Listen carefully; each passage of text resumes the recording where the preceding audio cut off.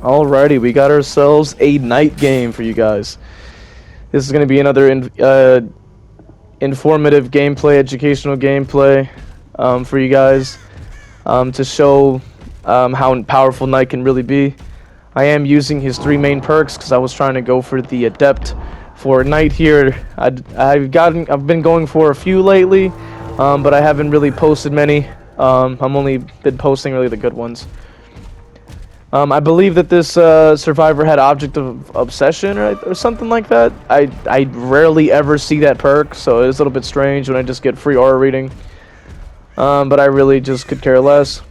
I did choose the map offering to go to this map. It is one of my favorite maps. We're going to get the free hit on Feng there. She's just going to run away from the pallet and just go up the steps, so she pretty much just got herself killed.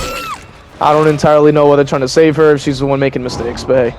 So we're going to try to put the Knight down there by the steps to see if we can catch him off guard and also protect us from anybody trying to body block or do anything like that. We're going to put her downstairs in the center so we were right in the middle of the action. We have a gen up top, a gen at the bottom, and then a gen nearby. So we pretty much have a pretty solid gen defense going on here. Going to go ahead and kick the gen even though it has like no progress so we can get some nowhere to hide value to see if anybody's lingering. Which we don't see anybody, but we noticed that they did the gen in the library. So we're going to try to put our Knight there through that doorway in case they come out of those steps. But I guess they decided to go somewhere else. Or maybe they went down. It's a little strange. But we're just kind of trying to stay in the middle here because they have no choice but to go for the save here. We see the Nancy here. We don't really have to push them too far because we're just trying to see how else we'll pull up. We're going to put the Knight on that side so they can try to push them to the other side. We did actually catch Nancy here, which gives us a free hit. She's going to run away. And then we can try to follow her around because this will be a free knockdown. They're almost at second state, but we kind of want to get them to second state. So ideally, we just hit the Leon here so he can't go for the save. He decides to go for the trade there. We're going to knock him down and go right after Feng. We want to eliminate Feng as early as possible, and if you are going for Adepts, you do want to eliminate one survivor as early as you possibly can to make it a lot easier, especially with the perks that you have. And we also know that the Feng is a weakling, so we do want to try to take them out as quickly as possible. So yeah, I mean, if you like, a lot of the time you're gonna get, at least with the Adepts, like you're gonna get a lot of really just perks that do not synergize, perks that don't really work that well in combination of one another.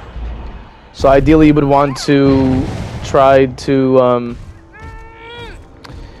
get at least one out the game as fast as you can so that you can make it a lot easier on yourself. And I tend to try to trade the hooks like while I have that third person out the game.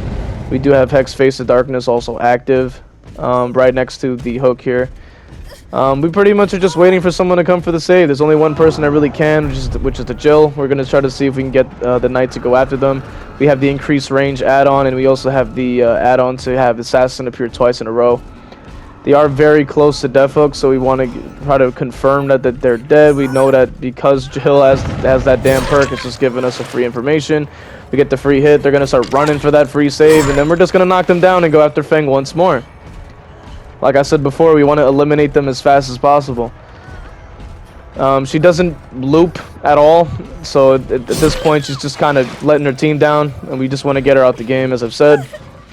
If you find a weakling, you just want to get them out the game. You know what I'm saying? You want to get them out the game. Push everything to your side. Now that we know that Jill's on the ground, we can then put them on the hook. And then now we have 2 other people injured. They are just doing gens instead of actually trying to help their teammates. So we're just going to take advantage of that. And as you can see, like even, you know, with eliminating one person out of the game, you still may lose a gen or 2. And, you know, survivors are going to complain and get mad, but this is a strategy you need to run, especially when you're running perks that are not as effective as, like, you know, other perks.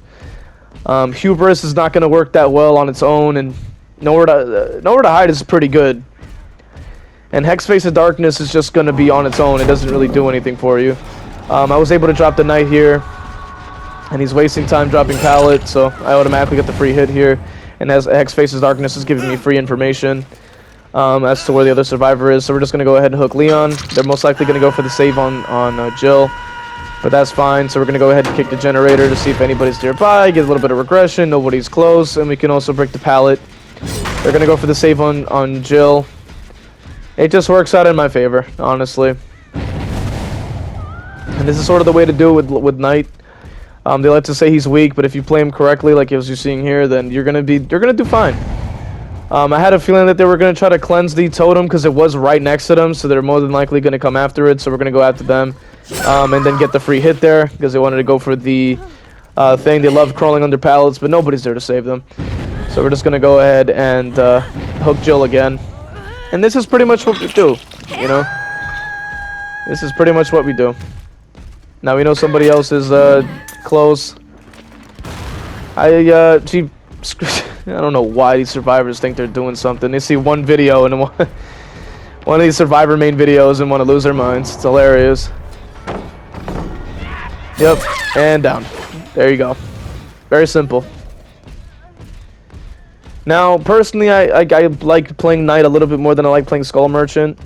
I did put out a Skull Merchant video, but I don't think anybody really likes Skull Merchant that much. I mean, neither do I, honestly. So I'm on your side in that sense.